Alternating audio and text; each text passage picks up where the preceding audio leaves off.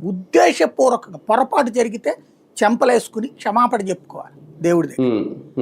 అంతే తప్పించి ఒక తప్పుని కవర్ చేయడానికి 100 తప్పులు చెయ్యొద్దు. అంటే ఉద్దేశపూర్వకంగా తప్పు చేస్తున్నట్టు. ఎందుకు చేసుకుంటున్నాం మనం? అది రాజకీయాల కోసమా? ఎంత నీచమా? దేవుడితో రాజకీయాలా?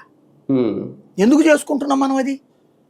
ఖచ్చితంగా లడ్డూ విషయంలో ఆ దేవదేవుడి వల్లనే ఇవాళ ఒక మంచి జరిగింది. ఇవాళ చూడండి, వాళ్ళ దేశంలో ఎన్ని చోట్ల నుంచి వస్తాయి కల్తీ పాలై.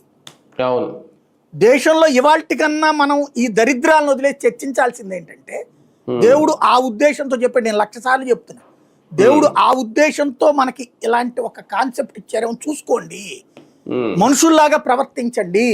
ఏంటది?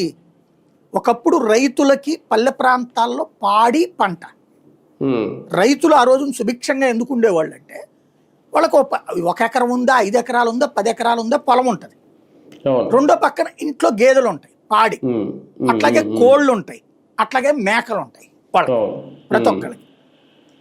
ఇవి గడ్డి వేస్తారు, ఆ పొలంలో పంట వేసుకుంటారు, ఆ పంటలో మిగిలినటువంటి గడ్డిని వీటికి వేస్తూ ఉంటారు, లేదా వీటిని తీసుకెళ్ళి తినమంటారు అక్కడ.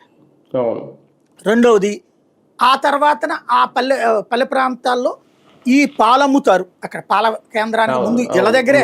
ఇదివరకు నాకు తెలిసి అయితే, నా చిన్నప్పుడు అయితే పాల కేంద్రానికి వెళ్ళి కొనుక్కున్న సందర్భాలు అతి తక్కువ. బంధువులు వచ్చినప్పుడు పాల కేంద్రానికి వెళ్ళి కొనుక్కునేవాళ్ళు. ఎందుకంటే అప్పటికే ఒక